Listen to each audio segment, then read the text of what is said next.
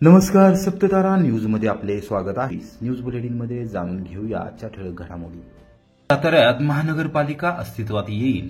E बसद्वारे शहर बस सेवा कार्यान्वित केली जाणार। नामदार श्रीमंत छत्रपती शिवेंद्रसिंहराजे भोसले। सातारा शहर आणि परिसराचा मोठ्या प्रमाणावर विस्तार होत आहे। लवकरच नवीन जनगणना होईल। त्यानंतर अधिकृत लोकसंख्या जाहीर झाल्यानंतर साताऱ्यात महानगरपालिका अस्तित्वात येईल। त्याचबरोबर लवकरच ई बसद्वारे शहर बस सेवा कार्यान्वित केली जाणार असल्याची माहिती राज्याचे सार्वजनिक बांधकाम मंत्री नामदार श्रीमंत छत्रपती शिवेंद्रसिंहराजे भोसले यांनी दिली। सोमवारी दुपारी 2:30 वाजता सातारा जिल्हा पत्रकार संघ, सातारा जिल्हा डिजिटल मीडिया पत्रकार संघ आणि सातारा शहर पत्रकार संघ यांच्या संयुक्त विद्यमाने गोडोलीतील पत्रकार भवन येथे झालेल्या पत्रकार दिन कार्यक्रमानंतर पत्रकारांशी बोलताना त्यांनी वरील माहिती दिली। शहर बस सेवेबाबत राज्याचे परिवहन सचिव यांच्यासह वरिष्ठ अधिकाऱ्यांसमवेत बैठक झाली असल्याचे त्यांनी सांगितले। लवकरच त्याबाबत कार्यवाही केली जाणार आहे। महानगरपालिका होण्याच्या संकेत तुम्ही दिलेले आहेत। लोकसंख्या अभावी याच्यात अडचण येऊ शकते का तुमच्या डोक्यात? नाही, थोडे निकष आहेत लोकसंख्येचे, पण आपण आता हद्दवाढ आपली झाली आहे। मला वाटतं आता जनगणना नवीन जे ती पण सुरू होईल, कारण पुढच्या जे काही निवडणुका होतील त्या नवीन डिलिमिटेशनवर होणार। त्यामुळे जनगणनेचं नवीन जी प्रक्रिया ती सुरू होईल असं वाटतंय। व जनगणना एकदा आपली झाली की आपोआप आपली लोकसंख्या जी आज म्हणजे हे आहे, म्हणजे पूर्वीची जी कमी पडते ती अधिकृतरित्या मला वाटतं जनगणना झाल्यावर आपली संख्या येईल। पण तरी आपला प्रस्ताव आहे शेवटी नगरपालिका वाढली पाहिजे। मध्यंतरी मी आपल्या सिटी बस सेवेच्या दृष्टीनं पण संजय सेठी जे आपले परिवहन विभागाचे सचिव आहेत त्यांच्याशी बोललो, प्रताप सरनाईकांशी बोललो, आम्ही कॅबिनेटला एकत्र होतो सगळे। तर लवकरच आपण सिटी बस सेवा सुद्धा साताऱ्यामध्ये ई बसेस जे आहेत त्या आणून, इलेक्ट्रॉनिक बसेस आणून आपण सुरू करणार। राज्याचा मंत्री झालो तरी नेहमीप्रमाणे सर्वसामान्य जनतेबरोबरच राहणार, शिंगे येऊ देणार नाही। ग्रामविकास मंत्री जयकुमार गोरे यांची ग्वाही।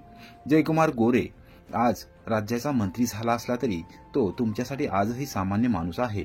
मंत्रिपद मिळाले तरी मी पूर्वीसारखाच तुमच्या बरोबर राहणार आहे। या जयकुमार गोरेला कधीही शिंगे येणार नाहीत, अशी ग्वाही राज्याचे ग्रामविकास मंत्री नामदार जयकुमार गोरे यांनी दिली। मानखटाव विधानसभा मतदारसंघातील पदाधिकारी कार्यकर्त्यांशी मंत्री गोरे यांनी रविवारी रात्री 9:30 वाजता संवाद साधला। यावेळी त्यांनी आगामी वाटचालीबाबत भूमिका स्पष्ट केली। माझा संपर्क कमी होणार नाही, ठीक आहे, एखादा दिवस कमी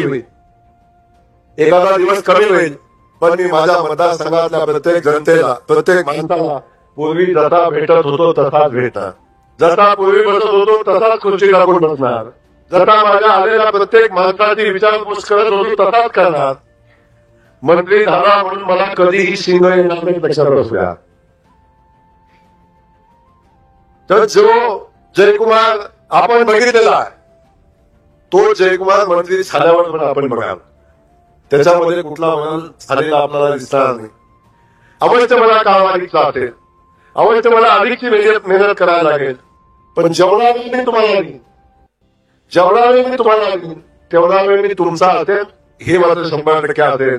म्हणून मी आपल्याला सांगतो, रहिवासी सर्वांचा वेळ मी तुम्हाला दिलाय, त्याहीपेक्षा अधिकचा वेळ तुम्हाला द्यायला लागेल। पण शनिवारी सकाळी 7 वाजल्यापासून रविवारी रात्री 7 वाजेपर्यंत जेवढा कालखंड 48 तासाचा आहे त्या कालखंडामध्ये फक्त मी माझ्या जनतेला भेटेल, याच्यामध्ये दुसरं कुठलंही काम मी करणार नाही। माझी जनता माझ्यासोबत असेल, माझी सरकार माझ्यासोबत असतील। आणि मी त्या दिवशी सांगितलंय, जरी शनिवार रविवार असला तरी शनिवार रविवारची या तालुक्यातल्या अधिकाऱ्यांची सुट्टी आता बंद झालेली आहे।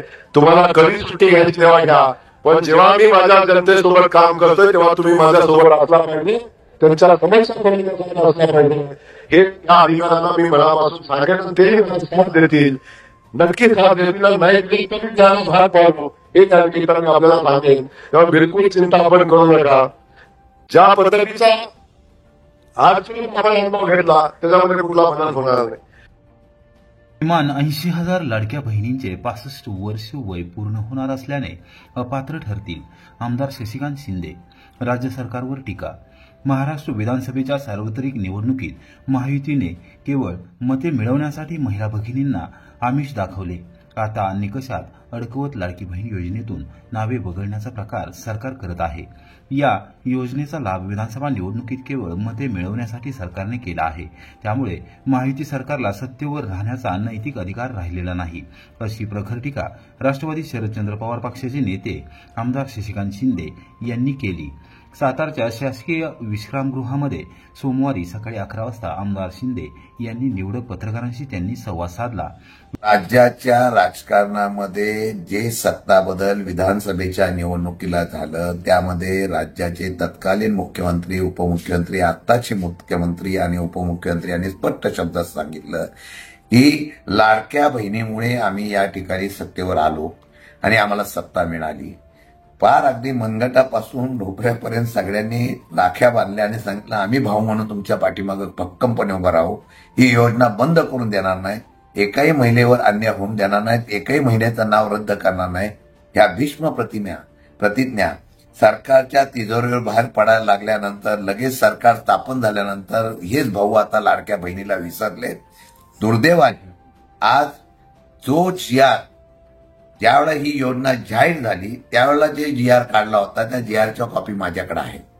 मग तो निकष आणि त्या नियमानुसार तुम्ही त्या सर्व्हे करून त्या ठिकाणी ज्या काही कमिट्या जिल्हा स्तरावर जिल्हाधिकाऱ्यापासून ज्या कमिट्या केल्या होत्या सगळेजण सर्व्हे करत होते.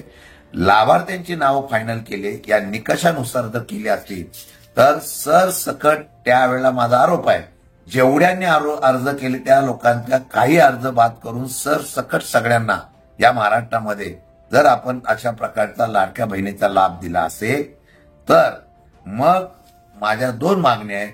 एक तर ज्यांनी ह्या निकषामध्ये लाभार्थी ठरवले त्यांनी चुकीच्या पद्धतीने ह्या लाभार्थीची यादी तयार केली असेल तर त्यांची चौकशी करून कारवाई करावी आणि या लाभार्थ्यांचे पैसे जर सरकारच्या तिजोरीतून जमा झाले असतील, तुम्ही निवडणुकीसाठी या सरकारी तिजोरीवर दरोडा टाकला असेल तर ते पैसे वसूल करून परत सरकारच्या तिजोरीत जमा करणार का ह्याचे खुलासे त्यांना करावे लागतील. आणि त्याचबरोबर तुम्ही 2100 रुपये डिसेंबर नंतर लगेच आम्ही लागू करू अशा प्रकारची वल्गना केली होती, त्याचं काय? भाऊच आता खरा सत्तेवर बसल्यानंतर वैरी झाला अशा प्रकारची परिस्थिती निर्माण झालेली आहे. म्हणून आमचं म्हणणं आहे की हे खुलासा करून राज्यातल्या सर्व महिला भगिनी ज्या लाभार्थी होत्या त्यांच्यामध्ये जो आता गैरसमज पसरलेला आहे, नाराजी पसरली आहे, ती दूर करण्याचा सरकारने प्रयत्न करावा. अन्यथा याच्यावर आम्ही 100% आवाज उठवू. लोणंद नीरा पालखी महामार्गावर मोटरसायकल खड्ड्यात आदळून झालेल्या अपघातात तरुणीचा मृत्यू, दोघे गंभीर जखमी, संतप्त नागरिकांचा रास्ता रोको, गुन्हा दाखल. पुणे पंढरपूर पालखी महामार्गावरील लोणंद नीरा परिसरात खड्ड्यात मोटरसायकल आदळून एका तरुणीचा जागीच मृत्यू झाल्याची दुर्दैवी घटना घडली आहे. या अपघातामध्ये दोघे गंभीर जखमी झाले आहेत. मृत तरुणीचे नाव अंकिता अनिल धायगुडे वय 20 असून जखमींमध्ये विशाल दौलत धायगुडे वय 27 व सानिका विलास धायगुडे वय 18 यांचा समावेश आहे. हा अपघात सोमवारी सकाळी 7:30 वाजण्याच्या सुमारास लोणंद नीरा रस्त्यावर माणिक सोना पेट्रोल पंपाजवळ झाला. संतप्त नागरिकांनी रास्ता रोको आंदोलन केल्यानंतर लोणंद पोलीस ठाण्यात अखेर रात्री 8 वाजता गुन्हा दाखल करण्यात आला आहे. या मार्गावरील पाणी लाईन दुरुस्तीच्या कामामुळे रस्त्यावर खड्डे पडले होते. संबंधित ठेकेदाराकडून कोणत्याही प्रकारचे बॅरिगेड्स किंवा अडथळे उभारण्यात आले नव्हते. त्यामुळे रस्त्यात साचलेल्या पाण्यातील खड्डा वाहन चालकांच्या लक्षात न आल्यामुळे हा अपघात घडल्याची शक्यता व्यक्त करण्यात येत आहे. बाळू पाटलाची वाडी येथील अंकिता, विशाल आणि सानिका हे तिघे मोटरसायकलवरून प्रवास करत होते. माणिक सोना पेट्रोल पंपाजवळील पाण्याच्या लिकेज दुरुस्तीच्या कामासाठी खोदलेल्या खड्ड्यात त्यांची मोटरसायकल आदळली. यामध्ये अंकिता अनिल धायगुडेचा जागीच मृत्यू झाला तर विशाल व सानिका गंभीर जखमी झाले आहेत. त्यांना तातडीने रुग्णालयात दाखल करण्यात आले आहे. या अपघातामुळे संतप्त झालेल्या नागरिकांनी लोणंद येथे राजमाता अहिल्यादेवी चौकात रस्ता रोको आंदोलन केले. त्यांनी संबंधित ठेकेदारावर गुन्हा दाखल करून कडक कारवाई करण्याची मागणी केली. आंदोलनादरम्यान लोणंद पोलीस ठाण्याचे सहाय्यक पोलीस निरीक्षक सुशील भोसले यांनी घटनास्थळी भेट देऊन ग्रामस्थांना आश्वासन दिले की दोषींवर लवकरात लवकर कारवाई करण्यात येईल. लोणंद पोलीस ठाण्यात या प्रकरणी अपघातास कारणीभूत ठेकेदार आणि संबंधितांवर गुन्हा दाखल करण्यात आला आहे. पोलीस उपनिरीक्षक विशाल कदम तपास करत आहेत.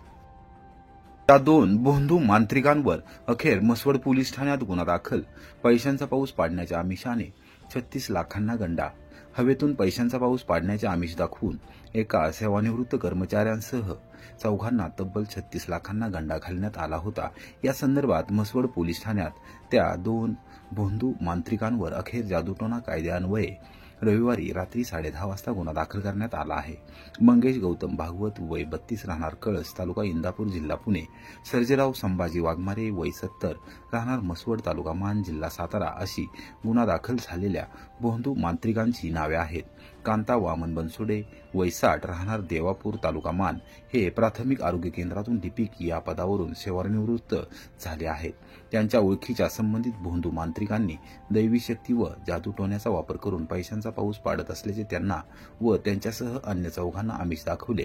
पूजेच्या साहित्यासाठी तब्बल 36 लाख रुपये बनसोडे यांनी सर्वांच्या वतीने वेळोवेळी फोन पेद्वारे भोंदू मांत्रिकांना पाठवले.